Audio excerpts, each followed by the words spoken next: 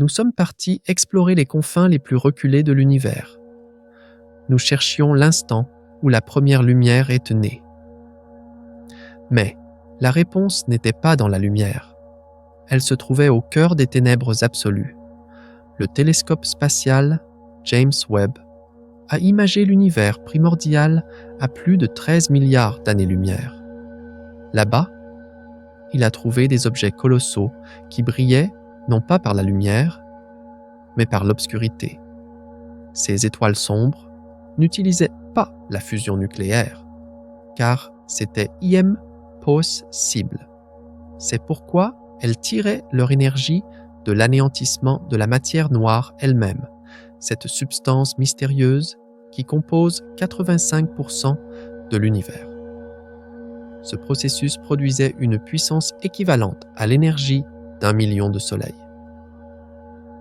Mais le plus grand choc n'est pas d'avoir trouvé ces étoiles, mais c'est que cette découverte prouve que la matière noire pourrait être le moteur de l'univers. Si vous aussi vous êtes prêts pour cette révolution cosmique qui remettra en question tout ce que vous pensiez savoir, appuyez sur le bouton « J'aime ». Car nous allons ouvrir une porte sur la face cachée de l'univers. Nous commençons. Pendant des années, nous avons accepté, sans discuter, l'une des lois les plus fondamentales de l'univers. Nous pensions que pour qu'une étoile brille, elle devait produire de l'énergie en forçant des atomes à fusionner sous la pression et la chaleur infernale de son noyau, un processus appelé fusion nucléaire. C'était une vérité inébranlable, lue dans les manuels scolaires, vue dans les documentaires. Mais le télescope spatial James Webb a regardé dans les profondeurs de l'univers jusqu'au commencement des temps. Et ce qu'il y a vu était sur le point de bouleverser tout ce que nous savions sur les étoiles.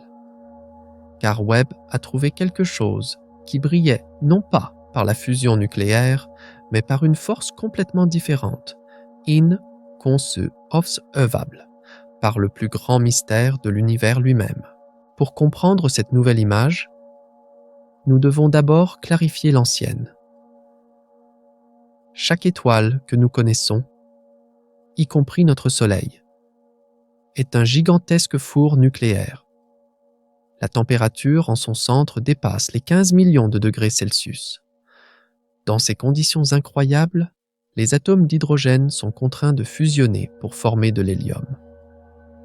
Ce processus, la fusion nucléaire, libère une quantité phénoménale d'énergie. C'est ce qui permet à une étoile de briller pendant des milliards d'années.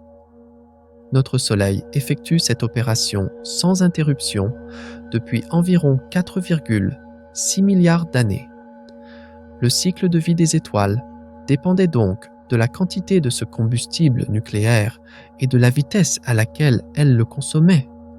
Cela semblait être une règle universelle. Nous étions convaincus que derrière chaque corps céleste brillant se cachait cette loi fondamentale de la physique. Mais une grande partie de l'univers était totalement en dehors de cette équation, car le véritable maître du cosmos n'est pas cette matière brillante que nous voyons. Il y a quelque chose qui constitue 85% de l'univers. Une colle invisible qui maintient les galaxies ensemble. Une masse mystérieuse qui fait tourner les étoiles beaucoup plus vite qu'elles ne le devraient. Mais nous ne pouvons pas la voir. Elle n'interagit pas avec la lumière. Aucun télescope ne peut la détecter directement. Nous ne connaissons son existence que par les effets gravitationnels qu'elle crée. Nous l'appelons la matière noire. Depuis des décennies, les scientifiques ont construit d'immenses détecteurs souterrains et conçu des expériences complexes pour comprendre ce qu'est cette particule fantôme. Car c'est l'une des plus grandes énigmes de la physique moderne. Pour comprendre comment les galaxies se sont formées, comment l'univers a atteint sa structure actuelle, nous devions percer le secret de la matière noire. Trouver cette matière signifiait s'assurer un prix Nobel. Pourtant, personne n'avait jamais imaginé que cette substance invisible pourrait un jour fonctionner comme un moteur au cœur d'une étoile. Jusqu'à maintenant, voici l'étoile sombre. Elle ne ressemble à aucune étoile que vous connaissez. Elle n'a pas de four à fusion nucléaire. Elle ne s'embarrasse pas de tâches laborieuses comme la fusion d'atomes d'hydrogène, et son moteur est bien plus exotique et bien plus puissant. Une étoile sombre tire son énergie directement de l'anéantissement mutuel des particules de matière noire. Nous appelons ce processus l'annihilation. Lorsqu'une particule entre en collision avec sa propre antiparticule, les deux disparaissent et se transforment en énergie pure. C'est cette énergie qui chauffe l'étoile sombre et la rend aussi brillante qu'une galaxie. Ces étoiles peuvent donc devenir incroyablement grandes. Les candidates détectées par James Webb sont 10 000 fois plus massives que notre Soleil et environ 10 millions de fois plus lumineuses. Il était même difficile d'imaginer ces chiffres. La candidate nommée Jades J SZ140 existait seulement 300 millions d'années après le Big Bang. C'est un monstre colossal apparu à l'aube de l'univers. L'importance de cette découverte est tout simplement indescriptible. Car si ces objets sont réellement des étoiles sombres, ce pourrait être notre première preuve indirecte de la nature de la matière noire. Nous ne verrions plus seulement sa gravité, mais la matière elle-même à l'œuvre comme moteur d'une étoile. Cela signifierait réécrire l'astrophysique. Alors, pourquoi faisons-nous cette découverte maintenant ? La réponse se trouve dans la merveille technologique qui a rendu cette recherche possible. Le télescope spatial James Webb. Webb a été conçu pour regarder en arrière dans le temps, car dans l'univers, regarder loin, c'est aussi regarder dans le passé. La lumière d'un corps céleste met des millions, voire des milliards d'années pour nous parvenir. C'est pourquoi Webb a la puissance de voir 13,5 milliards d'années en arrière, à l'instant même où les premières étoiles et galaxies sont nées. Il le fait dans la lumière infrarouge invisible à l'œil humain. À mesure que l'univers s'étend, la lumière des plus anciennes étoiles subit un décalage vers le rouge. Sa longueur d'onde s'étire et sort du spectre visible. Pour des télescopes comme Hubble, cette lumière est presque invisible. Mais le miroir géant plaqué hors de Webb et ses capteurs sensibles ont été fabriqués précisément pour capturer cette lumière faible et ancienne. C'est ainsi qu'il a pu remarquer ces objets étranges, brillants à l'aube de l'univers. Il a détecté ces monstres bleus excessivement brillants, excessivement grands et apparus excessivement tôt, qui ne correspondaient pas aux modèles stellaires standards. En examinant ces données, les scientifiques ont compris que la pièce manquante de l'équation pouvait être la matière noire. Qu'avons-nous entre les mains ? Une idée qui brise le modèle stellaire standard. Une matière mystérieuse qui constitue 85% de l'univers. Et des géants aussi brillants qu'une galaxie alimentée par cette matière. Ces objets trouvés grâce à James Webb ne sont pas seulement un nouveau type d'étoile, ils pourraient être la clé de l'un des plus grands mystères de l'univers. Mais ce n'est que le début, bien car l'existence de ces étoiles sombres pourrait résoudre une autre des plus grandes énigmes de l'univers, le mystère des trous noirs supermassifs. Comment une matière que nos télescopes ne peuvent jamais voir peut-elle créer l'un des objets les plus brillants de l'univers ? La réponse à cette question se cache dans un mécanisme incroyablement étrange à l'œuvre à l'intérieur de ces étoiles. Un mécanisme qui commence par un processus d'annihilation et qui réécrit le tissu même de l'univers. Pendant des années, nous avons accepté, sans discuter, l'une des lois les plus fondamentales de l'univers. Nous pensions que pour qu'une étoile brille, elle devait produire de l'énergie en forçant des atomes a fusionné sous la pression et la chaleur infernale de son noyau, un processus appelé fusion nucléaire. C'était une vérité inébranlable lue dans les manuels scolaires, vue dans les documentaires. Mais le télescope spatial James Webb a regardé dans les profondeurs de l'univers jusqu'au commencement des temps. Et ce qu'il y a vu était sur le point de bouleverser tout ce que nous savions sur les étoiles. Car Webb a trouvé quelque chose qui brillait, non pas par la fusion nucléaire, mais par une force complètement différente, inconcevable, par le plus grand mystère de l'univers lui-même. Car au cœur de ces étoiles, nul besoin d'un enfer à des billions de degrés pour forcer des atomes à fusionner. Leur puissance repose sur un principe beaucoup plus fondamental. Dans un environnement où la matière noire est dense, ces particules mystérieuses s'assemblent sous l'effet de la gravité. Lorsqu'elles deviennent suffisamment denses, elles commencent à entrer en collision et à s'annihiler mutuellement. C'est pourquoi la naissance d'une étoile sombre ressemble moins à une explosion nucléaire qu'à un nuage géant qui se réchauffe lentement. Cette énergie d'annihilation empêche l'étoile de s'effondrer sous sa propre gravité et la fait briller de manière stable pendant des millions d'années. Mais comment savoir si un objet est une étoile sombre? Qu'est-ce qui la distingue d'une étoile normale? La réponse se cache dans l'empreinte digitale de la lumière. Son spectre. Une étoile normale, alimentée par la fusion, est extrêmement chaude. Cette chaleur amène les éléments de son atmosphère à émettre de la lumière à des longueurs d'onde spécifiques. Quand on regarde son spectre, on voit des raies d'émission brillantes. C'est comme un code-barre lumineux qui indique la composition chimique de l'étoile. Pourtant, une étoile sombre est différente. Comme ce n'est pas un four nucléaire, sa surface est beaucoup plus froide et sa structure plus gonflée. La lumière provenant du centre est donc absorbée à certaines longueurs d'onde en traversant cette immense atmosphère froide. En conséquence, au lieu de raies brillantes, des raies d'absorption sombres apparaissent dans le spectre. C'était exactement le déclencheur que les scientifiques cherchaient. Et James Webb a trouvé précisément cela. Sur la candidate JADES GS Z130, une forte raie d'absorption d'hélium 2 lambda 2511 a été détectée avec un rapport signal sur bruit de 4,5. C'est la preuve la plus solide que nous ayons à ce jour de l'existence d'une étoile sombre. Car cette caractéristique ne peut être expliquée par les modèles standards d'étoiles et de galaxies.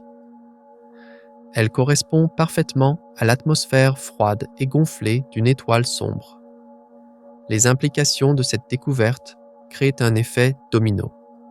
Car l'existence des étoiles sombres pourrait résoudre l'un des mystères les plus troublants de l'univers. Comment les trous noirs supermassifs ont-ils pu grossir si vite? À une époque où l'univers avait moins d'1 milliard d'années, nous voyons des trous noirs avec des masses de milliards de fois celles du Soleil. C'était un paradoxe, car il était impossible pour de petits trous noirs formés par l'effondrement d'étoiles normales d'atteindre ces tailles colossales en si peu de temps. Il n'y avait tout simplement pas assez de temps. Les cosmologistes ne pouvaient pas expliquer comment ces géants étaient apparus. Mais les étoiles sombres changent complètement l'équation. Après avoir consommé son carburant de matière noire pendant des millions d'années, une étoile sombre finit par succomber à la gravité. Et au lieu d'exploser en supernova, elle s'effondre directement sur elle-même pour former un trou noir massif. Mais ce n'est pas un trou noir ordinaire. C'est une graine lourde d'environ 1 million de masses solaires. Dans l'environnement riche en gaz de l'univers primitif, cette graine lourde peut se nourrir rapidement et atteindre facilement ces tailles ahurissantes.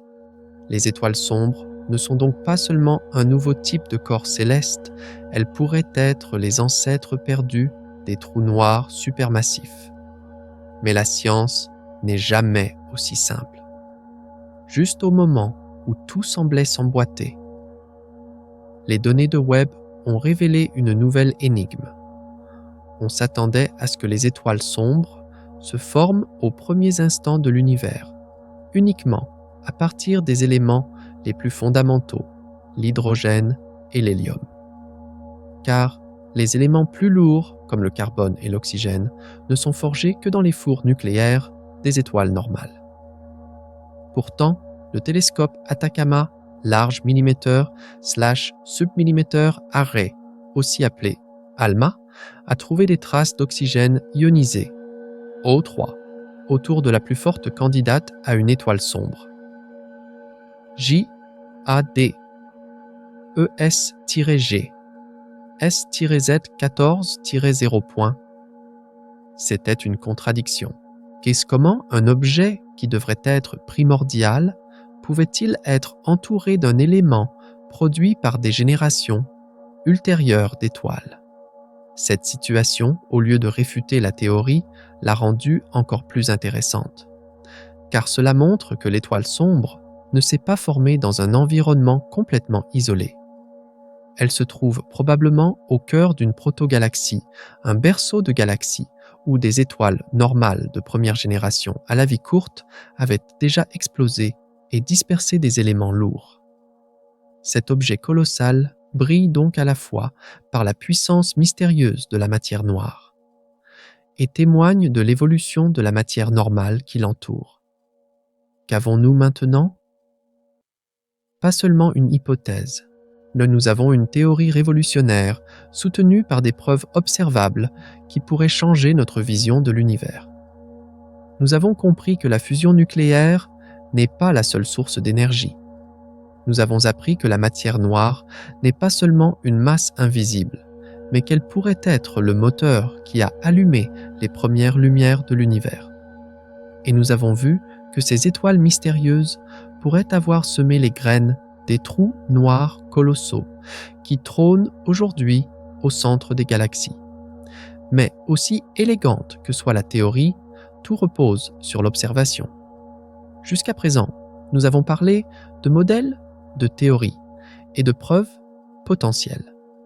Mais qu'a réellement vu le télescope James Webb en regardant ces galaxies lointaines? À quoi ressemblent les images de ces candidates? Quelles étapes les scientifiques ont-ils suivies pour arriver à cette conclusion? Car aussi élégante que soit la théorie, tout dépend de l'instant où le télescope a capturé ce seul et unique photon. Et ces premiers photons, capturés par James Webb, n'étaient que le début d'une histoire qui allait tout changer. Et ce début est arrivé avec une image que personne n'attendait. Les théories étaient terminées. Les modèles mis de côté. Maintenant, seules les données brutes allaient parler. Ces premiers photons collectés par le programme JADES de James Webb étaient la fenêtre la plus profonde jamais ouverte par l'humanité sur l'univers. Et le paysage vu à travers cette fenêtre était sur le point de dynamiter les fondements de la cosmologie que nous connaissions, car les premiers murmures de Webb se sont transformés en un cri dans le monde scientifique. Le premier choc est venu d'un simple décompte. En regardant cette première période de 500 millions d'années à l'aube de l'univers, les astronomes s'attendaient à trouver seulement quelques galaxies faibles et primitives. Peut-être une poignée. Mais les images envoyées par Webb en contenaient des dizaines, et elles n'étaient pas faibles. C'étaient des galaxies colossales, brillantes et étonnamment bien organisées. Ces monstres bleus n'auraient même pas dû exister. Du moins, pas si tôt et en si grand nombre. Car, selon le modèle cosmologique standard, lambda, C, D, M, la gravité n'avait pas eu assez de temps dans cette période précoce pour rassembler la matière si rapidement et construire des structures aussi grandes. Et c'était comme construire un gratte-ciel sans avoir posé les fondations. C'était physiquement impossible. Les scientifiques n'ont d'abord pas cru aux données. Peut-être y avait-il une erreur de calibration. Peut-être que le télescope voyait quelque chose de travers. Mais les données ont été vérifiées encore et encore. Le résultat n'a pas changé. Le début de l'univers était beaucoup plus peuplé et beaucoup plus actif que nous le pensions. Par conséquent, soit nos théories les plus fondamentales sur le fonctionnement de l'univers étaient arabes fausses, soit il y avait quelque chose de complètement différent derrière cette luminosité. Mais ce n'était pas une anomalie générale. Webb a trouvé le visage du problème. Son nom, Jades G SZ14-0. Cela peut ressembler à un simple nom de code, mais c'était le nouveau poster boy de la cosmologie, un record et un monument à l'impossible. La lumière de cet objet avait voyagé pendant 13,5 milliards d'années pour nous atteindre. Cela signifiait que nous le voyions tel qu'il était seulement 300 millions d'années après le Big Bang, quand l'univers n'était encore qu'un bébé. Mais ce bébé était un géant. Sa luminosité était équivalente à celle d'une galaxie composée de centaines de milliards d'étoiles. Sa masse était de milliards de masses solaires. Ces chiffres ont pulvérisé toutes les théories existantes sur la formation des galaxies, car les modèles n'autorisaient absolument pas la formation d'une structure de cette taille en 300 millions d'années. C'était comme si un enfant à naître avait la taille d'un adulte. Les chercheurs étaient stupéfaits. Quand Cosmin Hily et son équipe ont vu ces données pour la première fois, ils ont compris que cela ne pouvait pas être une galaxie standard. Car un objet aussi brillant et apparu si tôt, soit détruisait la cosmologie à la base, soit ce n'était pas une galaxie. Les images étaient choquantes, mais la véritable preuve se cachait dans l'empreinte de la lumière, le spectre. Et lorsque le spectre de la candidate Jades G SZ13-0 est arrivé, il a tranché le silence du monde scientifique comme un couteau. Dans le spectre d'une galaxie composée d'étoiles, jeunes, chaudes et normales, on s'attend à voir des raies d'émission, brillantes, causées par des éléments comme l'hélium. C'est un signe que de l'énergie est libérée. Mais l'instrument NIRSPEC de Webb a trouvé l'exact opposé. Et au lieu d'une raie brillante, il y avait un creux sombre dans le spectre, une raie d'absorption. À la longueur d'onde, hélium 2 lambda 2511, une raie d'absorption statistiquement indéniable, avec un rapport signal sur bruit de 4,5. Cette signature ne pouvait pas appartenir à un ensemble d'étoiles chaudes, brûlant par fusion. C'était IM possible, car c'était l'empreinte d'une atmosphère froide, gonflée et colossale. La preuve que la lumière était avalée en la traversant. Exactement comme une étoile sombre devrait l'être. C'était le pistolet fumant reliant la théorie à l'observation. Ce n'était plus une simple idée, c'était une hypothèse testable, basée sur des données mesurables. C'était comme un moment de triomphe. La preuve avait été trouvée. Mais l'univers avait une autre surprise en réserve. L'oxygène.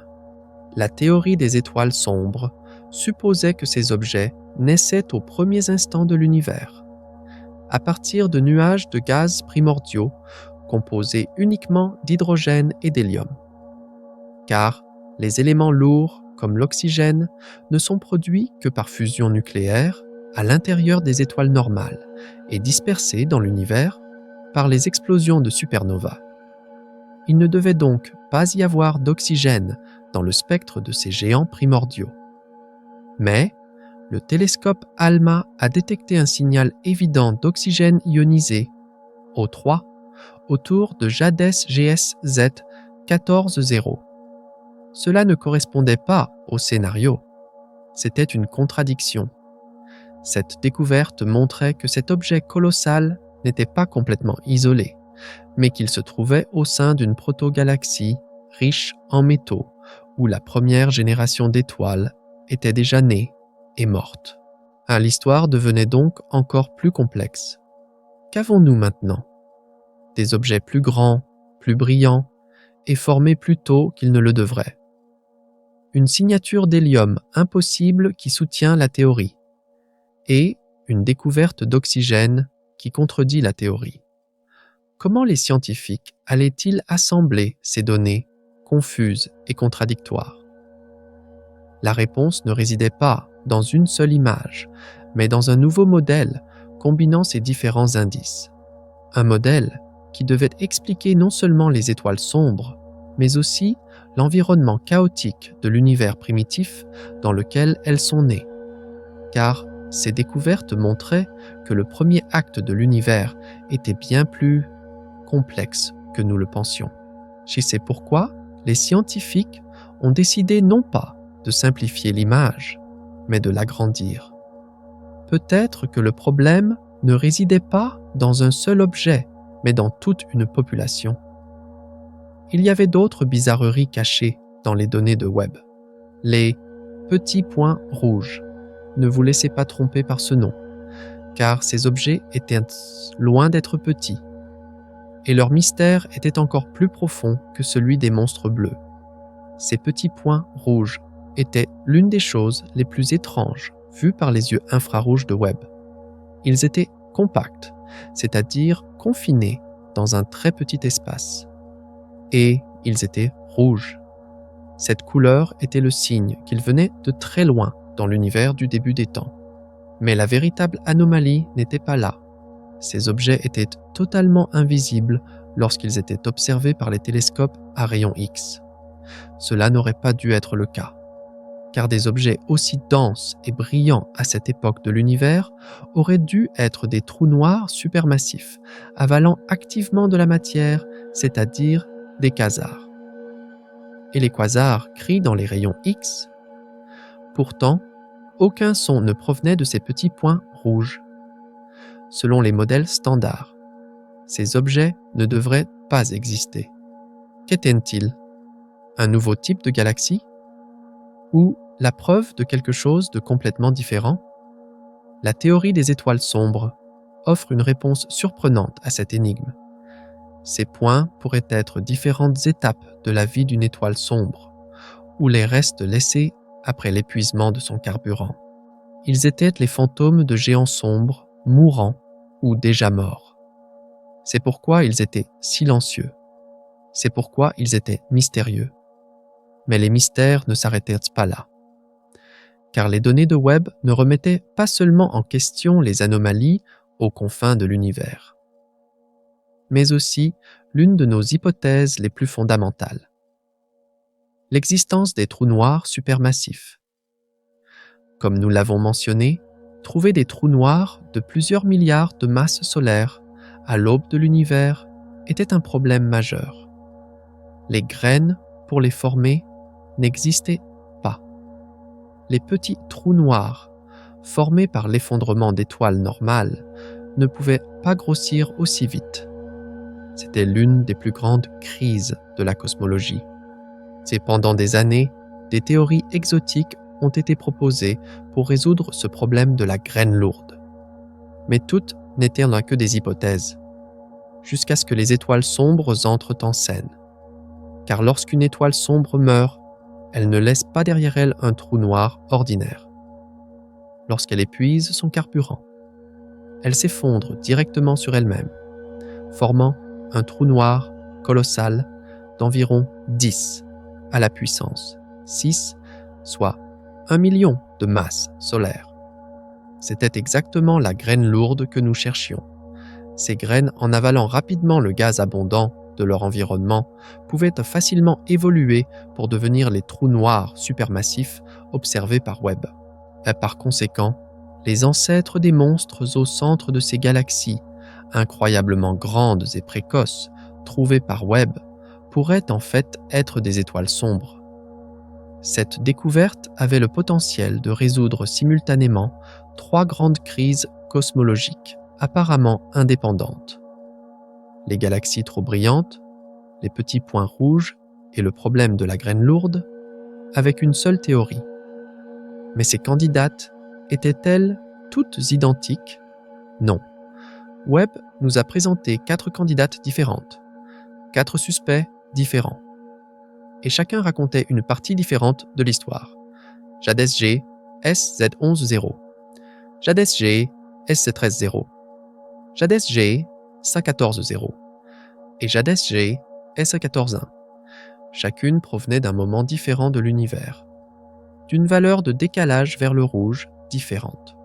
Et le spectre de chacune portait un indice différent. Jadès GSZ13, 0, offrait la preuve la plus claire avec cette fameuse et forte raie d'absorption d'hélium. Mais Jadès GSZ14, 0 était la plus lointaine.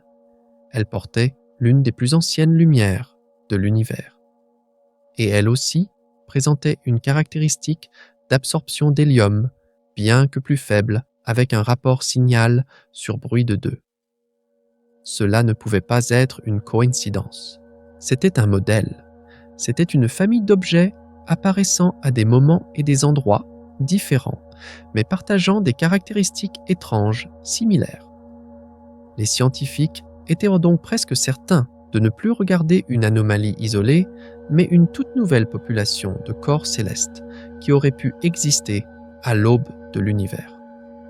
Le tableau semblait donc complet, en des galaxies qui ne devraient pas exister, de mystérieux points rouges silencieux aux rayons X, des trous noirs supermassifs formés de manière incroyablement précoce, et 4 suspects porteurs de signatures spectrales, étranges, ayant le potentiel de tout expliquer. Les découvertes de James Webb nous ont amenés à remettre en question tout ce que nous pensions savoir sur le début de l'univers. Les fissures dans le modèle standard étaient redevenues trop grandes pour être ignorées. Mais toutes ces observations, toutes ces découvertes choquantes reposaient sur une seule question. Comment est-ce possible? Comment une chose invisible et non interactive comme la matière noire peut-elle alimenter une étoile aussi brillante qu'une galaxie pendant des millions d'années? Quelle est la mécanique interne de ce moteur? Et la réponse à ces questions ne se trouvait plus dans l'observation, mais dans les profondeurs de la théorie, dans ce monde étrange où la physique quantique et la cosmologie se croisent. Car, pour comprendre comment ces géants brillent, nous devons d'abord comprendre la matière noire elle-même. Et cela signifiait un voyage vers les particules les plus fondamentales et les lois les plus étranges de l'univers. Car le cœur d'une étoile sombre ne ressemblait à rien de ce que nous connaissions. Alors, comment fonctionne ce moteur?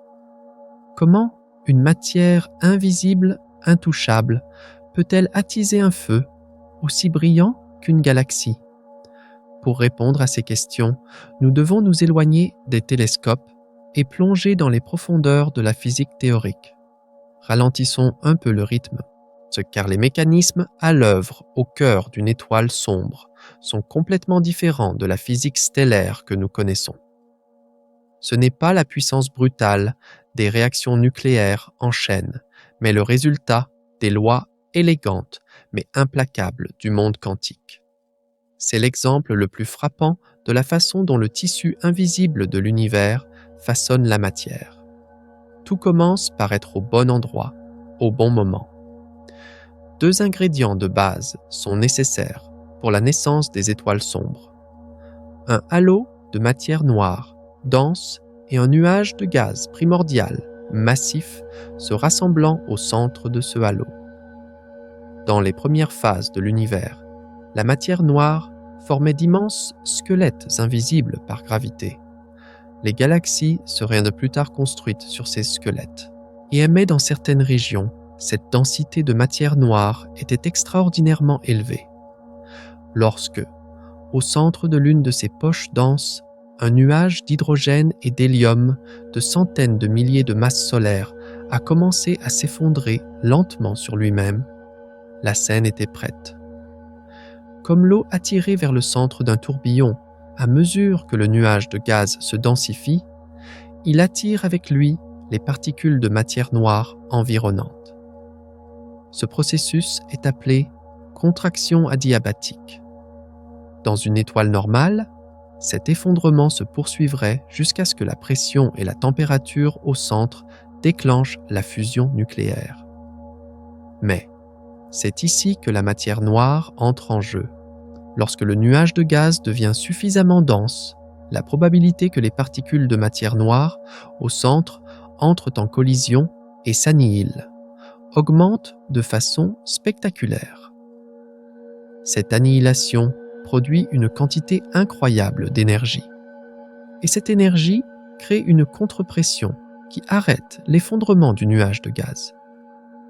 L'étoile n'atteint donc jamais le stade de la fusion nucléaire. Elle est verrouillée dans un état d'équilibre appelé allumage sombre. Cet équilibre est si stable que l'étoile peut briller ainsi pendant des millions d'années. Ce mécanisme est beaucoup plus efficace que la fusion nucléaire, car la fusion ne convertit en énergie qu'une très petite partie de la matière du noyau de l'étoile, tandis que l'annihilation de la matière noire convertit la totalité de son carburant en énergie avec une efficacité de 100%. C'est ce qui explique pourquoi une étoile sombre peut rester si brillante si longtemps. Mais quel type d'énergie ce processus appelé allumage sombre produit-il exactement? Cela dépend du modèle de matière noire que nous utilisons. L'une des théories les plus populaires veut que la matière noire soit composée de WIMP, ou particules massives à interaction faible. Ces particules sont leurs propres antiparticules. Ainsi, lorsque deux WIMP entrent en collision, ils s'annihilent tous les deux, produisant des particules de haute énergie et des photons. C'est un parfait exemple de la célèbre équation d'Einstein E égale mc au carré. La masse est directement convertie en énergie. Au cœur d'une étoile sombre, cette réaction se produit des billions de fois par seconde. L'énergie produite chauffe le gaz à l'intérieur de l'étoile et crée une pression de radiation vers l'extérieur. Cette pression contrecarre la force écrasante de la gravité. Dans une étoile normale, cet équilibre est maintenu par l'énergie produite par la fusion.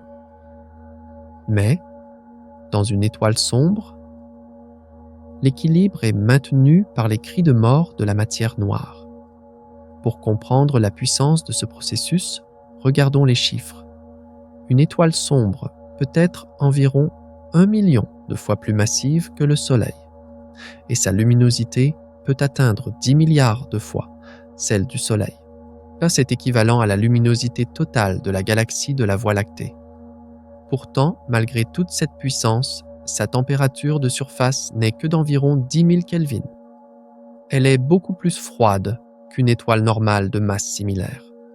C'est pourquoi elle a une structure gonflée et boursouflée et produit ces fameuses raies d'absorption dans son spectre.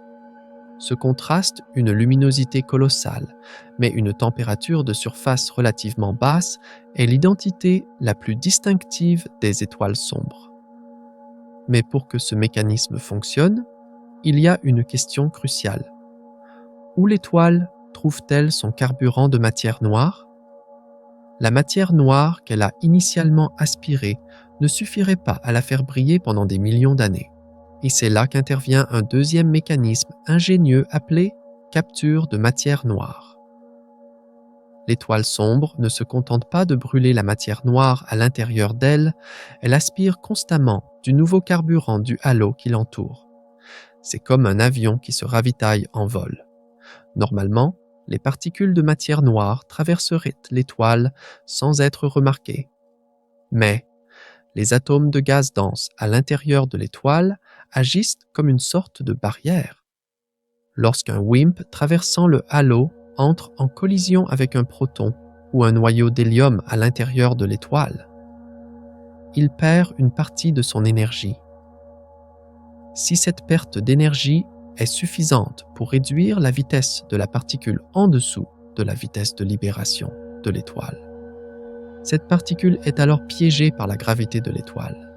Et une fois piégée, elle dérive vers le centre pour finalement entrer en collision avec d'autres particules et s'annihiler. Ce ravitaillement constant prolonge considérablement la durée de vie de l'étoile. Sans ce processus, une étoile sombre ne brillerait que quelques milliers d'années. Mais, grâce au mécanisme de capture, leur durée de vie peut s'étendre à 10 millions d'années, voire plus. C'est un temps largement suffisant pour la formation des graines de trous noirs supermassifs dans l'univers primitif. Les étoiles sombres ne sont donc pas seulement puissantes, ce sont aussi des moteurs durables et auto-alimentés. Ces deux mécanismes, la contraction adiabatique et la capture, expliquent comment les étoiles sombres naissent et survivent. Mais cette histoire a aussi une fin. Et comment une étoile sombre meurt-elle? C'est un processus très différent de la mort d'une étoile qui a épuisé son combustible nucléaire. Car une étoile sombre ne meurt pas parce que son carburant est complètement épuisé. Au contraire, avec le temps, elle devient si grande et si massive que même son propre allumage sombre ne peut plus la maintenir. Après avoir avalé de la matière et de la matière noire pendant des millions d'années, l'étoile atteint finalement une masse critique. À ce stade, la gravité l'emporte sur la pression de radiation produite par l'annihilation. Et à cet instant, tout s'arrête. L'étoile n'expulse pas ses couches externes dans l'espace lors d'une explosion de supernova. Car il n'y a pas d'explosion nucléaire pour la repousser. Au lieu de cela, silencieusement et soudainement, elle s'effondre directement sur elle-même. Cette structure colossale de millions de masses solaires est écrasée en un seul point, une singularité, et forme un trou noir supermassif. C'est l'un des effondrements les plus violents, mais les plus silencieux que l'univers ait jamais vu. Il ne reste ni nébuleuse, ni vestige, juste une déchirure massive dans le tissu de l'espace-temps, et la naissance d'un monstre qui régnera au centre de la prochaine génération de galaxies.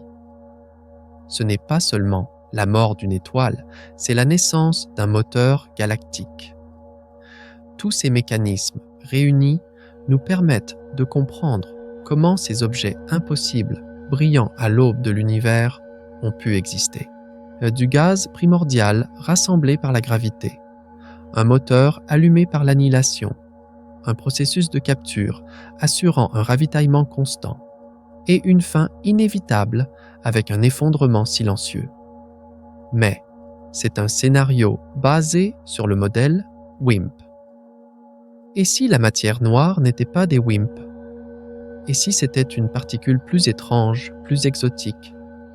Car la nature de la matière noire pourrait changer fondamentalement le fonctionnement de ces étoiles et les traces qu'elles laissent derrière elles. Et des anomalies, comme cette étrange signature d'oxygène trouvée par Webb, nous donnent peut-être un indice sur la matière noire elle-même. Un indice que nous n'attendions pas, car les lois de l'univers ne sont peut-être pas écrites pour n'avoir qu'une seule bonne réponse. C'est pourquoi les scientifiques doivent envisager des scénarios alternatifs. Et ces scénarios nous mènent à des formes de matière noire encore plus étranges et moins comprises. Par exemple, la théorie de la matière noire floue, Fuzzy Dark Matter. Selon ce modèle, la matière noire n'est pas composée de particules uniques comme les WIMP, mais de particules incroyablement légères comme les actions, dont la masse est inférieure à 1 milliardième de celle d'un électron. Ces particules sont si légères qu'au lieu de se comporter comme des particules individuelles, elles agissent comme une onde quantique géante. L'univers est donc rempli de ces ondes comme un océan invisible. Dans ce modèle, le moteur d'une étoile sombre fonctionne de manière totalement différente. Il n'y a pas d'annihilation, car la propension de ces particules à entrer en collision et à s'annihiler est très faible. À la place, la production d'énergie se produit lorsque cette onde quantique géante se concentre au centre de l'étoile. Tout comme une lentille peut allumer un feu en focalisant la lumière du Soleil en un seul point, la gravité de l'étoile focalise cette onde de matière noire en son centre. Cette concentration libère de l'énergie par un processus appelé refroidissement gravitationnel. À mesure que l'onde tombe dans le puits de potentiel de l'étoile, elle transfère son énergie à la matière normale et la chauffe. Ce processus, bien que moins violent que l'annihilation, fournit une source d'énergie suffisamment stable et puissante pour faire briller une étoile pendant des millions d'années. Physiquement, dans ce modèle, un noyau de matière noire super dense appelé étoile de boson ou étoile d'action se forme au centre de l'étoile. La densité de ce noyau peut atteindre plusieurs tonnes par mètre cube. Ce noyau agit comme un radiateur qui chauffe le reste de l'étoile. L'aspect le plus attrayant de ce modèle est qu'il peut expliquer certains points où le modèle WIMP peine. Par exemple, il peut expliquer pourquoi les centres des galaxies sont moins denses que prévu, c'est-à-dire plus mous. Car cette structure ondulatoire empêche la matière de trop se comprimer. Le modèle de la matière noire floue pourrait donc non seulement mieux correspondre aux étoiles sombres, mais aussi à nos observations des structures galactiques. Mais si la matière noire n'interagissait pas du tout avec l'univers que nous connaissons? Et si elle faisait partie d'un secteur sombre complètement séparé, ne se manifestant que par sa gravité? Cette idée mène à la théorie de la matière noire asymétrique. Selon ce modèle, la matière noire, tout comme la matière normale, est composée de particules et d'antiparticules. Cependant, au début de l'univers, une asymétrie s'est produite comme pour la matière normale, c'est-à-dire que l'antimatière noire a presque complètement disparu, ne laissant que les particules de matière noire. La conséquence la plus importante de ce scénario est que l'annihilation est impossible, car il n'y a pas d'antiparticules pour s'annihiler. Tout comme la matière normale ne s'auto-détruit pas dans notre univers, parce qu'il n'y a plus d'antimatière. Alors, comment une étoile sombre peut-elle briller sans annihilation? La réponse réside encore dans le mécanisme de capture, mais cette fois dans une version beaucoup plus violente. Dans ce modèle, les particules de matière noire capturées s'accumulent au centre de l'étoile. Avec le temps, elles deviennent si denses qu'elles s'effondrent sous leur propre gravité pour former un petit trou noir sombre. Ce trou noir commence à grossir au centre de l'étoile et à avaler la matière normale qui l'entoure. Ce processus d'ingestion ou accrétion libère une quantité phénoménale d'énergie. Tout comme le trou noir supermassif au centre d'un quasar brille. Ce petit trou noir fait briller l'étoile de l'intérieur. Et ce processus peut prolonger la vie de l'étoile de plusieurs millions d'années. Ce mécanisme est beaucoup plus dramatique que le modèle WIMP, car le destin de l'étoile n'est pas de consommer lentement son carburant, mais d'être lentement dévorée de l'intérieur par un monstre qu'elle a elle-même créé. Cela montre que la fin des étoiles sombres n'est peut-être pas toujours un effondrement silencieux, mais parfois un processus beaucoup plus complexe et de longue durée. Ces différents modèles nous rappellent une chose importante. Étoile sombre peut ne pas avoir une seule signification. Il pourrait s'agir d'une famille de corps célestes, fonctionnant avec différents types de particules de matière noire et des mécanismes différents. Celles qui brillent par l'annihilation des WIMP, celles qui sont chauffées par les ondes quantiques de la matière noire floue, ou celles alimentées par un trou noir central créé par la matière noire asymétrique. Chaque modèle fait des prédictions différentes pour les objets observés par Webb. Des signatures spectrales différentes, des durées de vie différentes, des formes de mort différentes. Alors, comment saurons-nous lequel est le bon? C'est là que cette fameuse signature d'oxygène entre en jeu. Le modèle WIMP a du mal à expliquer la présence d'oxygène. Mais certaines versions de modèles, comme la matière noire floue ou la matière noire asymétrique, pourraient permettre des interactions plus complexes avec l'environnement de l'étoile. Là, peut-être que cet oxygène nous murmure que la nature de la matière noire est beaucoup plus complexe que nous le pensions, qu'il y a peut-être plus d'un type de particules de matière noire. Comprendre ces mécanismes théoriques n'est donc pas une simple question de curiosité. C'est une étape cruciale pour interpréter correctement les données envoyées par Webb pour déchiffrer le message caché dans cette faible lumière. Nous avons donc fait un voyage aux confins de la physique théorique. Nous avons vu la puissance pure de l'annihilation, la chaleur mystérieuse des ondes quantiques et l'appétit insatiable d'un trou noir né au cœur d'une étoile. Ces mécanismes nous montrent à quel point l'univers peut être créatif, combien de chemins différents il peut emprunter pour arriver au même résultat, une étoile brillante. Et nous ne demandons plus seulement « Existe-t-il des étoiles sombres ?» Nous demandons maintenant « Quel type d'étoiles sombres existe ?» Et la réponse à cette question pourrait non seulement répondre à des questions d'astrophysique, mais aussi aux questions les plus fondamentales de la physique des particules. Mais ce qui est vraiment excitant, c'est que toutes ces théories, tous ces mécanismes complexes nous mènent à un seul endroit, le futur. Car ces premières découvertes de Webb ne sont qu'un début. Elles ont entrouvert la porte de l'un des plus grands secrets de l'univers.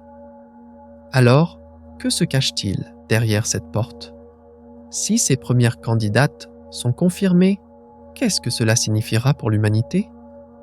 Car il ne s'agit pas seulement de trouver un nouveau type d'étoile, il s'agit d'établir le premier véritable contact avec le côté obscur de l'univers. Et les conséquences de ce contact pourraient être bien plus grandes que nous ne pouvons l'imaginer.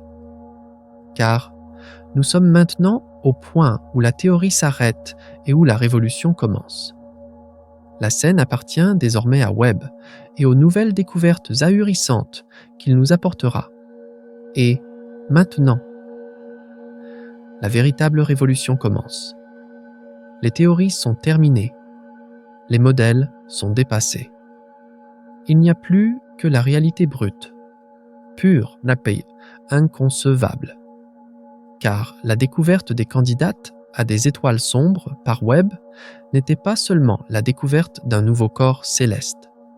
C'était l'ouverture d'une nouvelle porte dans l'histoire de l'humanité. Notre premier regard sur ce monde invisible qui constitue 85% de l'univers. Et ce regard a tout changé. Le rythme s'accélère. Le souffle se coupe.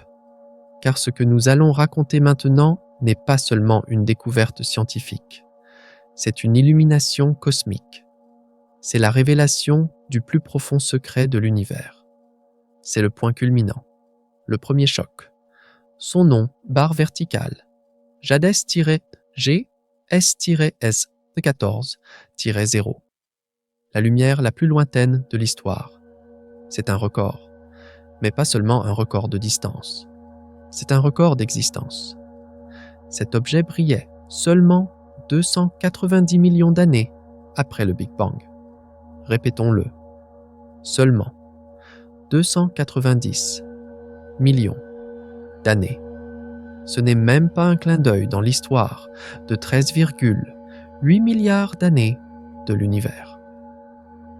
C'est impossible, car à cette époque, l'univers était censé sortir à peine des âges sombres. Le gaz devait être froid, les structures primitives. Mais cet objet était là. Et il ne faisait pas que exister. Il rugissait. Sa luminosité était égale à celle qu'une galaxie massive, comme la Voie lactée, met des milliards d'années à atteindre. Un seul objet. Un seul point de lumière. Il avait la puissance combinée de centaines 2 milliards d'étoiles. Sa masse dépassait toutes les estimations. Les premiers calculs indiquaient 1,6 milliard de masse solaire. Ces chiffres ont créé une onde de choc dans le monde scientifique. L'article publié dans la revue Nature Astronomy a divisé la communauté cosmologique, car cet objet violait absolument tout ce que prévoyait le modèle lambda CDM. Ce modèle ne permettait pas à une telle masse de s'assembler en si peu de temps. Les scientifiques devaient donc soit jeter leurs théories les plus fondamentales à la poubelle, soit admettre que cet objet n'était pas une galaxie. C'était la première étape de la révolution. Mais ce n'était que le début. Car Webb n'a pas seulement trouvé le plus lointain, mais aussi le plus étrange. Le spectre. Hélium 2 lambda 1640. Cette longueur d'onde est un code, un secret. Et ce secret était caché dans la lumière de JADES GSZ140. Lorsque l'équipe a analysé le spectre de cet objet, elle a retenu son souffle.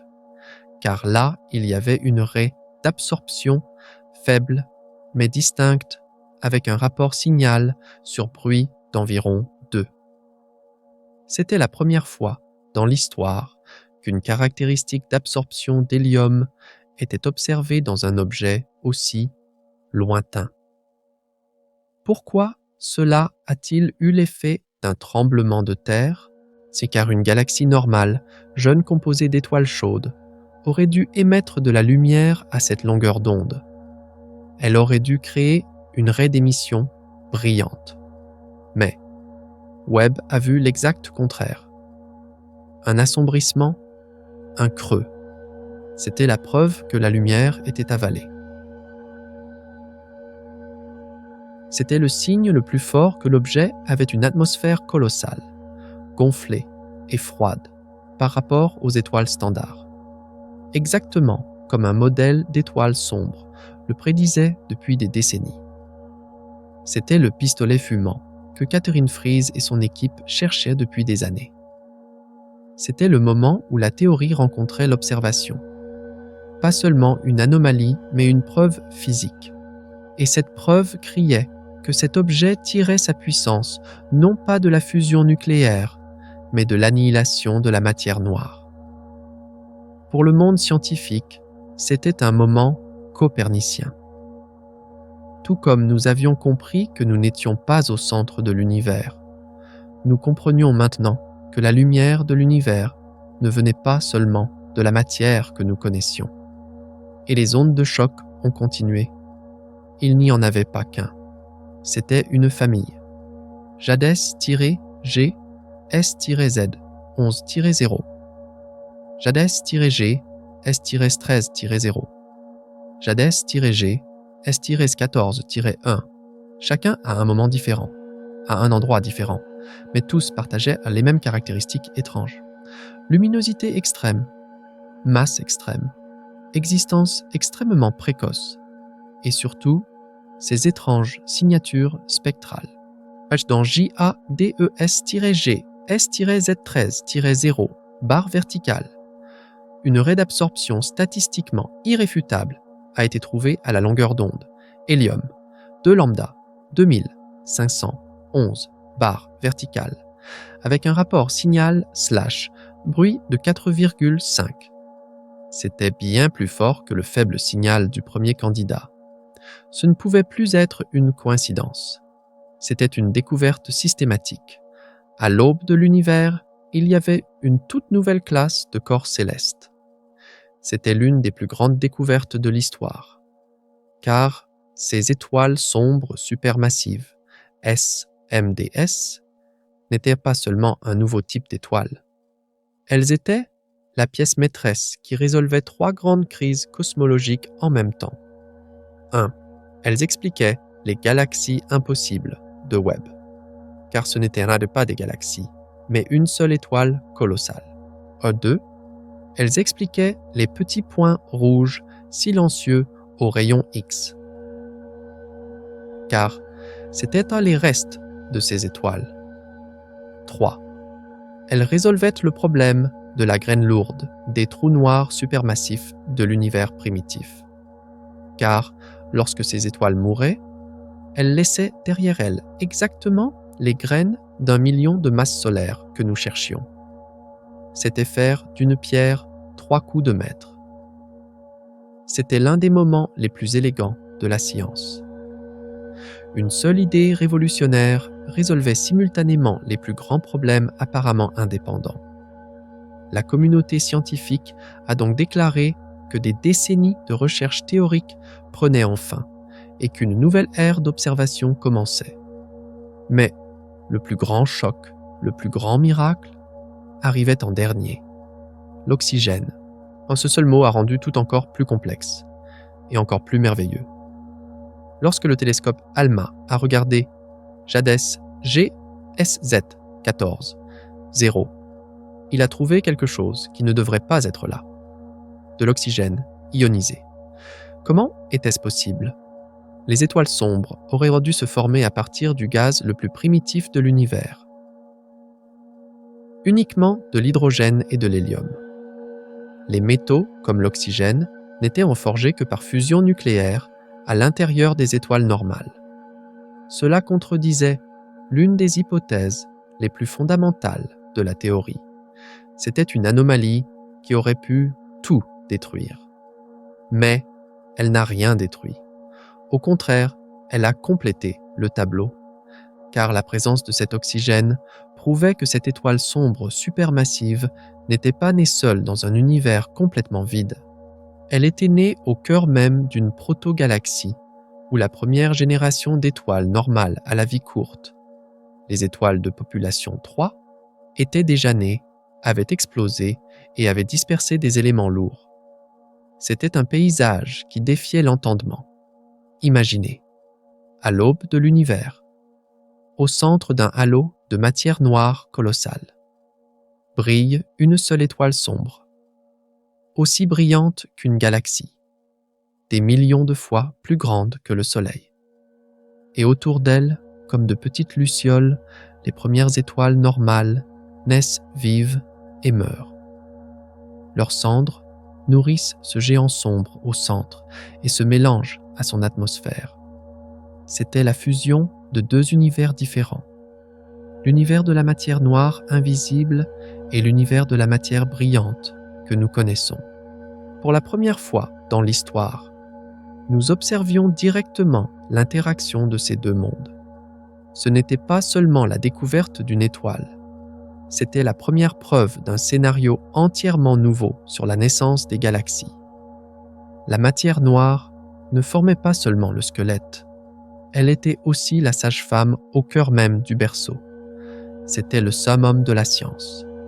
Le moment où la plus grande énigme a été résolue de la manière la plus inattendue, la plus incroyable. Et ainsi, tout ce que nous pensions savoir sur l'univers a changé pour toujours avec ces quelques photons pâles. Les records ont été brisés, les théories ont été détruites. Et l'humanité a fait son premier pas à travers cette porte ouverte sur le côté obscur de l'univers. La question n'est plus « les étoiles sombres existent-elles ?» La question est « que pouvons-nous apprendre de plus sur elles ?» Et la réponse à cette question pourrait nous mener non seulement au début de l'univers, mais aussi aux secrets les plus fondamentaux de notre propre existence. Car les implications de cette découverte vont remodeler non seulement l'astronomie, mais toute la science, toute la philosophie, toute notre compréhension de notre place dans l'univers. Car ce n'est qu'un début. La véritable aventure commence maintenant. Car ces géants ne nous montrent pas seulement le passé. Ils pourraient aussi détenir la clé de l'avenir. C'est pourquoi cette découverte n'est pas seulement l'assemblage des pièces d'un puzzle. C'est comprendre que le puzzle lui-même est beaucoup plus grand et beaucoup plus merveilleux que nous le pensions. Car l'existence de ces géants sombres réécrit le récit le plus fondamental de l'évolution de l'univers. Les galaxies ne sont plus seulement des structures calmes, où de petites étoiles se rassemblent lentement. Elles étaient des arènes chaotiques, façonnées autour de ces moteurs sombres et colossaux nés en leur centre. C'était la preuve la plus frappante du modèle de formation des galaxies de haut en bas. D'abord, les géants naissent, et puis les petits grandissent dans leur ombre. Cela signifiait que nous devions repenser chaque manuel, chaque simulation, chaque modèle cosmologique. Et ce processus de réévaluation nous a conduit à l'une des conclusions les plus surprenantes: l'âge des trous noirs. Jusqu'à présent, nous supposions que le trou noir supermassif, au centre d'une galaxie, se formait bien après la galaxie elle-même, au cours d'un processus de fusion et d'accrétion de plusieurs milliards d'années. D'abord, la galaxie, ensuite le trou noir. C'était logique. Mais les étoiles sombres inversent cet ordre. Si une galaxie se forme autour d'une étoile sombre en son centre, et si cette étoile sombre, en mourant, laisse derrière elle une graine de trou noir d'1 million de masses solaires, cela signifie que le trou noir supermassif est venu avant la galaxie.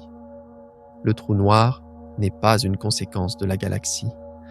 Il est la graine de la galaxie. Il est l'ancêtre de la galaxie. C'est un changement de paradigme stupéfiant. Donc, lorsque nous regardons Sagittarius, A étoile au centre de la Voie lactée, nous ne voyons plus seulement un monstre au centre de notre galaxie. Nous voyons les restes du moteur primordial qui a donné naissance à notre galaxie. Cela signifie que pour la première fois dans l'histoire, nous pouvons remonter l'origine des plus grandes structures de notre univers jusqu'à ses premières graines colossales. C'était l'un des cadeaux les plus profonds que Webb nous ait offert. L'opportunité de comprendre non seulement le quoi, mais aussi le pourquoi. C'est pourquoi les astronomes s'efforcent maintenant avec ferveur de mesurer les masses des trous noirs au centre des galaxies les plus anciennes. Car, si cette théorie est correcte, nous devrions trouver des trous noirs disproportionnellement grands, même au centre des galaxies les plus primitives. Et les premiers résultats indiquent exactement cela. Mais cette révolution ne concerne pas seulement le passé, elle concerne aussi la matière noire elle-même. Depuis des décennies, des expériences de plusieurs milliards de dollars ont été menées pour trouver la matière noire. D'immenses réservoirs souterrains, des accélérateurs de particules, mais tous sont revenus vides. La matière noire refusait de se montrer. Cette situation a même conduit certains physiciens à dire « La matière noire n'existe pas. Nos théories de la gravité sont fausses. » Mais les étoiles sombres pourraient changer ce débat pour toujours. Et car si ces objets brillent réellement par l'annihilation de la matière noire, cela fournit la première véritable contrainte observationnelle sur la nature de la matière noire. Ce n'est plus un fantôme, c'est une entité physique avec des conséquences mesurables. Cette raie d'hélium dans le spectre ne nous renseigne pas seulement sur l'atmosphère de l'étoile, mais aussi sur le processus d'annihilation lui-même. La quantité d'énergie produite par l'annihilation, les particules qu'elle libère, tout cela détermine la luminosité et la température de l'étoile. En étudiant plus en détail les propriétés de ces étoiles, nous pouvons calculer la masse de la particule de matière noire, sa section efficace d'annihilation, c'est-à-dire sa probabilité de collision. C'est quelque chose qu'aucune expérience sur Terre n'a réussi à faire. Donc c'est utiliser l'univers lui-même comme un gigantesque laboratoire de physique des particules. Cette découverte a donc enthousiasmé non seulement les astronomes, mais aussi les physiciens des particules du monde entier. Car la réponse pourrait se trouver non pas dans des réservoirs à des kilomètres sous terre, mais dans cette faible lumière aux confins de l'univers. Pour la première fois dans l'histoire, les deux plus grands mystères de l'univers, la matière noire et l'énergie noire, avaient le potentiel de se rencontrer dans une seule observation.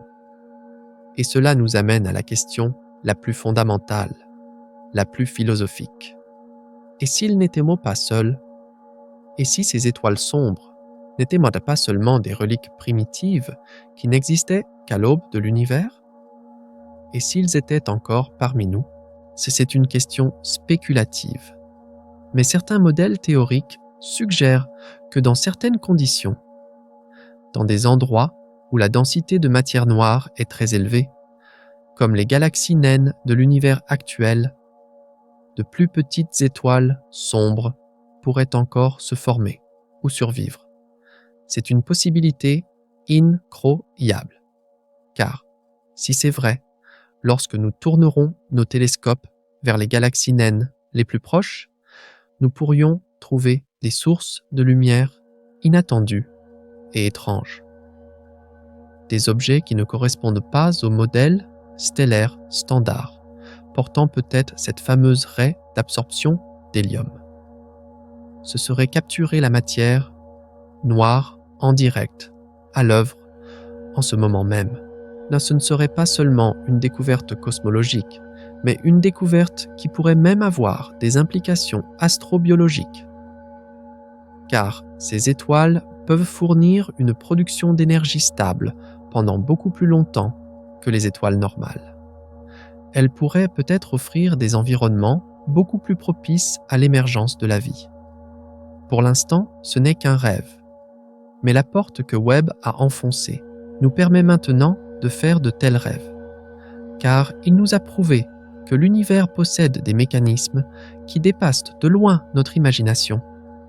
Et il a montré que les plus grandes découvertes viennent souvent lorsque nous osons poser les questions les plus folles.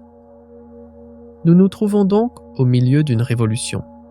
Une révolution qui a commencé avec la lumière la plus lointaine de l'histoire, s'est poursuivie avec des spectres impossibles, a inversé la formation des galaxies et a offert les premiers indices sur la nature de la matière noire.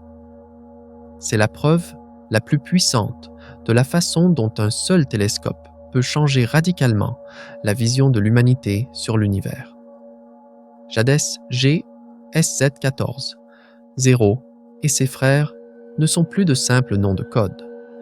Ils sont les symboles d'une nouvelle cosmologie, d'une nouvelle compréhension. Mais il est maintenant temps de s'éloigner un instant de cette vitesse vertigineuse de ces découvertes épiques. Il est temps de s'arrêter de respirer et de réfléchir. Car au-delà de tous ces chiffres, de tous ces records, de toutes ces révolutions scientifiques, se cache une question beaucoup plus simple et beaucoup plus profonde. Que signifie tout cela pour nous? Comment ce premier contact que nous avons établi avec le côté obscur de l'univers redéfinit-il notre place en tant qu'êtres humains dans cet océan cosmique? Car les plus grandes découvertes ne changent pas seulement ce que nous savons, mais aussi qui nous sommes. Et cette découverte changera peut-être cela plus profondément que toutes les autres. Et maintenant, après cette course vertigineuse, il est temps de s'arrêter et de nous poser la question la plus fondamentale. Dans toutes ces découvertes, ces géants à des milliards d'années-lumière, ces fantômes brillants d'une matière invisible, que signifie-t-il pour nous qui vivons nos brefs instants sur cette petite planète bleue? Car cette découverte n'a pas seulement révélé un secret de l'univers, elle nous a aussi tendu un miroir. Et le reflet que nous avons vu dans ce miroir était à la fois un néant déchirant et un miracle inconcevable. C'était faire face au paradoxe le plus fondamental de la condition humaine. D'un côté, il y a l'immensité ahurissante de l'univers. Cette étoile sombre, vue par James Webb, Jades G SZ14, 0, se trouve à 13,5 milliards d'années-lumière de nous. Il est impossible de donner un sens à ce chiffre, car même la lumière a dû voyager pendant toute la durée de vie de l'univers pour nous atteindre. Il faudrait des millions d'années pour aller d'un bout à l'autre de cette étoile. Et ce n'est qu'un seul objet dans une seule des milliards de galaxies de l'univers observable. De l'autre côté, il y a vous. avec votre taille d'environ 1,7 mètre, votre espérance de vie moyenne de 80 ans, un être vivant dans une fine couche de biosphère à la surface de cette planète. Penser à ces deux échelles en même temps est un exercice qui met l'esprit à rude épreuve. Comment pouvons-nous jouer un rôle si absurdement petit sur une scène aussi colossale? C'est la vérité la plus tragique de l'existence. Nous ne toucherons jamais ces étoiles. Nous n'irons jamais dans ces galaxies. Nous sommes comme des enfants, debout au bord de l'océan cosmique, examinant quelques galets apportés par les vagues. À les profondeurs de cet océan, nous resterons à jamais fermés. C'est une sorte de solitude cosmique, faire face au fait que notre capacité à comprendre dépasse de loin notre capacité à atteindre. Car, physiquement, nous ne sommes rien. Mais, voilà le mot magique. Mais, nous sommes peut-être un néant physique, mais avec notre esprit, nous pouvons traverser cet océan. Même si nous ne pouvons pas toucher ces étoiles, nous pouvons capturer et analyser leur lumière. Même si nous ne pouvons pas aller dans ces galaxies, nous pouvons construire des théories qui expliquent comment elles sont nées, comment elles ont évolué. C'est la plus belle vérité de la condition humaine. Nous sommes les parties de l'univers, capables de se retourner et de se regarder, essayant de résoudre le secret de leur propre existence. Il y a que le télescope James Webb n'est pas seulement une machine, c'est notre conscience collective étendue dans l'espace. C'est la manifestation la plus concrète de notre volonté de surmonter notre petitesse. Vous faites partie de ce miracle. Vous êtes un être apparu au terme de 13,8 milliards d'années d'histoire universelle, capable de penser à toute cette histoire. Les neurones de votre cerveau sont formés des cendres de ces plus anciennes étoiles. Vous êtes la tentative de l'univers de se comprendre lui-même. C'est pourquoi, lorsque vous regardez ces étoiles lointaines, souvenez-vous non seulement de votre petitesse, mais aussi du fait que vous faites partie de cette grandeur. Car l'acte même de comprendre est le pont le plus puissant qui rend les distances insignifiantes. Et ce pont nous amène à un deuxième contraste, encore plus personnel. D'un côté, il y a les lois de l'univers qui semblent aveugles et sans but. L'annihilation de la matière noire, l'effondrement implacable de la gravité, les explosions violentes de la fusion nucléaire. Il n'y a ni sens, ni intention, ni émotion dans ces processus. Ils se produisent tout simplement. La naissance ou l'effondrement d'une étoile sombre d'1 million de masses solaires n'est même pas un instant pour l'univers. De l'autre côté, il y a encore vous, une conscience en quête de sens de beauté, essayant de trouver un but en toute chose. Un être qui voit de la poésie dans un coucher de soleil ressent de la tristesse, dans une note de musique trouve un univers dans les yeux d'un être cher. Mais comment ces deux réalités peuvent-elles coexister? Comment le produit d'un mécanisme aussi dénué de sens peut-il avoir une quête de sens aussi profonde? Cela peut sembler la blague la plus cruelle de l'existence. Nous sommes comme des machines programmées pour poser des questions sans réponse. Cet univers est sourd et muet à notre question « Pourquoi ?» Il ne se soucie pas de nous. Notre existence ou notre absence ne signifie rien pour lui, car il ne fait que fonctionner. C'est la solitude la plus profonde de l'homme dans l'univers.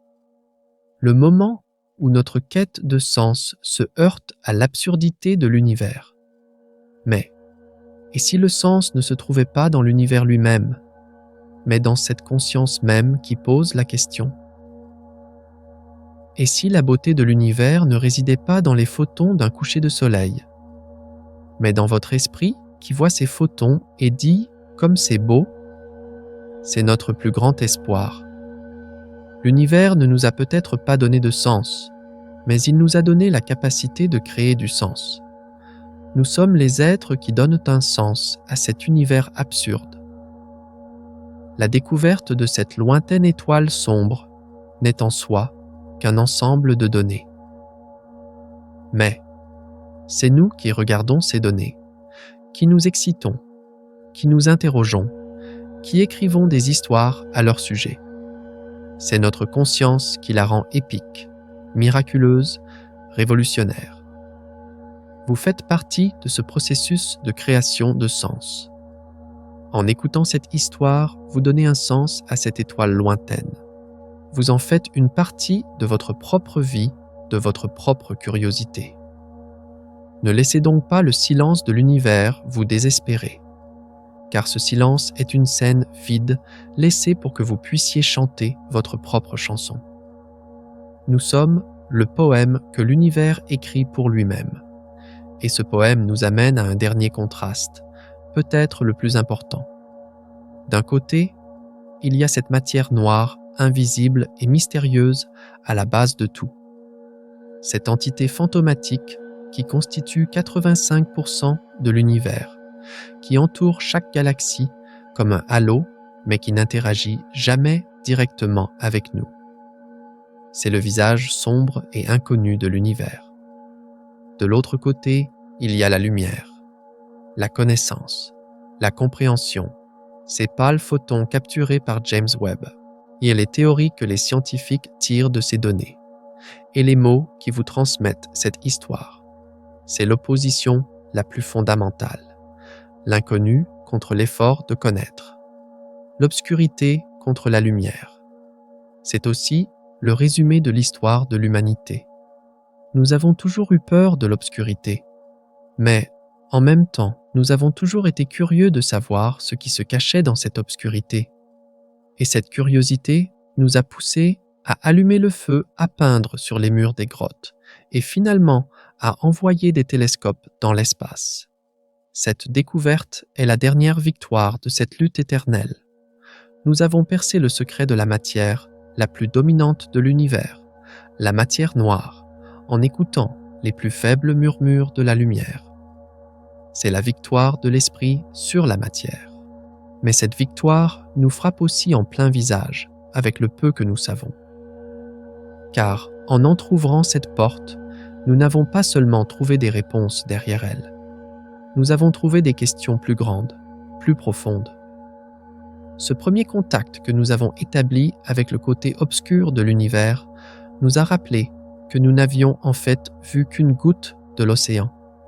C'est un appel à l'humilité. C'est faire face au fait que, chaque fois que nous pensons comprendre l'univers, il peut nous montrer à quel point nous nous trompons. Car la connaissance la plus profonde, c'est de savoir à quel point on ne sait pas. Vous êtes un soldat dans cette lutte. Chaque fois que vous apprenez quelque chose de nouveau, chaque fois que vous êtes curieux, chaque fois que vous posez une question, vous allumez une bougie contre cette obscurité. Vous êtes l'un des milliards d'humains sur cette planète, essayant tous ensemble d'éclairer cette immense obscurité. C'est pourquoi, lorsque nous regardons cette découverte, nous ne devons pas seulement voir une étoile, mais aussi l'effort le plus noble de l'esprit humain, le désir de comprendre. Nous nous trouvons donc à l'intersection de ces trois grands contrastes, grandeur et petitesse, absurdité et sens, obscurité et lumière. Cette découverte nous apprend que nous devons vivre avec ces paradoxes. Nous sommes à la fois un néant et un miracle, à la fois seul et le sens de l'univers, à la fois dans l'obscurité et la lumière elle-même. Kadames. Cette confrontation ne nous amène pas à une fin. Au contraire, elle nous place au seuil d'un nouveau départ. Car, au-delà des implications pratiques et philosophiques de cette découverte, il y a aussi des promesses pour l'avenir. Comment cette nouvelle connaissance peut-elle façonner l'avenir de notre espèce? Quelle nouvelle porte la résolution des secrets de la matière noire peut-elle nous ouvrir? Car il ne s'agit pas seulement de comprendre le passé, il s'agit aussi de construire l'avenir. Et cet avenir s'annonce bien plus différent que nous le pensions. C'est pourquoi, face à cette nouvelle connaissance, nous devons réévaluer non seulement l'univers, mais aussi nous-mêmes et notre potentiel pour l'avenir. Car percer le secret de la matière noire n'est pas seulement une énigme cosmologique. Et c'est peut-être la clé d'une nouvelle ère technologique pour notre espèce, d'une nouvelle révolution énergétique et peut-être de notre destin ultime dans l'univers. C'est la promesse la plus excitante de la science. Cette promesse nous amène à un nouveau contraste. D'un côté, il y a les ressources énergétiques immenses, presque infinies, que nous offre l'univers. Une seule étoile sombre peut produire autant d'énergie que la galaxie de la Voie lactée. La matière noire représente environ 27% du budget total masse-énergie de l'univers. C'est plus de 5 fois plus que la matière normale que nous connaissons. C'est un potentiel que nous ne pouvons même pas imaginer. De l'autre côté, il y a nous, une civilisation avide d'énergie aux ressources limitées, mais il y a toujours de l'espoir. Car l'histoire de la science est remplie de preuves que ce qui semble impossible aujourd'hui devient banal demain. Il fut un temps où fendre l'atome, aller sur la Lune, lire le code génétique était aussi impossible. Mais notre désir de comprendre a surmonté ces impossibilités. La découverte des étoiles sombres est le premier signe sur cette carte au trésor. Nous savons maintenant ce que nous cherchons, où le chercher. Cette découverte offre une nouvelle feuille de route pour comprendre la nature de la matière noire. Et lorsque nous la comprendrons, peut-être trouverons-nous aussi des moyens de l'exploiter. Cela peut prendre des centaines, voire des milliers d'années. Mais cette porte est maintenant entr'ouverte. Vous faites partie de ce long voyage, dont vous êtes membre d'une génération qui vit les problèmes énergétiques de cette planète, mais qui cherche aussi la solution dans les étoiles. La science que vous soutenez, les recherches que vous financez, pourraient madame poser les fondations de cette future révolution énergétique. Cette découverte n'est donc pas seulement un événement cosmique lointain, mais aussi une lueur d'espoir pour l'avenir de nos enfants et de nos petits-enfants. Et cet espoir nous amène à un dernier contraste, peut-être le plus personnel. D'un côté, il y a la vie individuelle, mortelle et unique que chacun de nous possède. Nos propres joies, nos propres peines, nos propres rêves. L'eau avec laquelle nous nous lavons le visage le matin, l'air que nous respirons, la terre sur laquelle nous marchons. Une réalité extrêmement concrète, extrêmement personnelle. De l'autre côté, il y a la réalité abstraite, ahurissante, universelle que cette découverte a révélée. Le fait que 85% de l'univers soit composé d'une matière complètement différente, qui n'interagit presque jamais avec notre réalité. C'est littéralement l'existence d'un monde parallèle. Un monde qui traverse le nôtre, mais ne le touche pas. Il est presque impossible de maintenir ces deux réalités dans notre esprit en même temps. Comment notre réalité concrète et tangible peut-elle n'être qu'une petite île au sein d'une réalité beaucoup plus grande et invisible? C'est l'une des pensées les plus troublantes, car elle ébranle notre perception de la réalité à la base. En ce moment même, des milliards de particules de matière noire traversent l'air de cette pièce, traversent votre corps. Mais vous ne les sentez pas. Elles ne vous sentent pas. C'est comme vivre dans la même maison qu'un fantôme. C'est accepter que la réalité est beaucoup plus étrange, beaucoup plus stratifiée que nous le pensions. Mais cette pensée troublante peut aussi être l'une des plus libératrices, car elle nous rappelle que l'univers n'est pas limité à ce que nous percevons. Elle montre combien il reste à découvrir, combien de mondes nous ne connaissons pas. C'est la raison la plus forte de garder notre curiosité vivante, d'être humble. Nous ne sommes pas la fin de l'histoire. Nous ne sommes qu'un chapitre basé sur la matière que nous connaissons. Ah mais l'histoire a d'autres chapitres beaucoup plus grands, beaucoup plus mystérieux. Vous vivez à l'intersection de ces deux mondes. Vous êtes à la fois un individu vivant cette vie concrète et personnelle et une conscience consciente de cette réalité invisible et universelle. Cette conscience vous donne un privilège, celui de regarder l'univers avec une perspective plus large, de dépasser les petites angoisses du quotidien et de voir à quel point tout est miraculeusement interconnecté. C'est pourquoi, la prochaine fois que vous regarderez les étoiles, ne voyez pas seulement ces points brillants, mais aussi l'immense obscurité qui les sépare. Et souvenez-vous que cette obscurité n'est pas vide, que cette obscurité est aussi pleine de ses propres histoires, de ses propres étoiles, de ses propres secrets. Oh, car le véritable univers n'est pas seulement ce que nous voyons, c'est un tout avec ce que nous ne voyons pas. Après toutes ces réflexions, alors que nous approchons de la fin de ce long voyage, que voyons-nous en regardant en arrière? Nous avons vu notre petitesse face à l'immensité de l'univers, mais aussi le miracle de notre capacité à comprendre. Nous avons vu notre quête de sens face aux mécanismes absurdes de l'univers et notre pouvoir de créer ce sens. Nous avons vu notre quête de lumière face à la présence écrasante de l'obscurité et notre volonté de trouver cette lumière.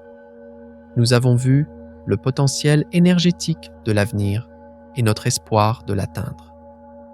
Et enfin, nous avons vu la place de notre propre réalité concrète au sein d'une réalité invisible beaucoup plus grande. Nous savons maintenant que l'univers ne se limite pas à ce que nous voyons.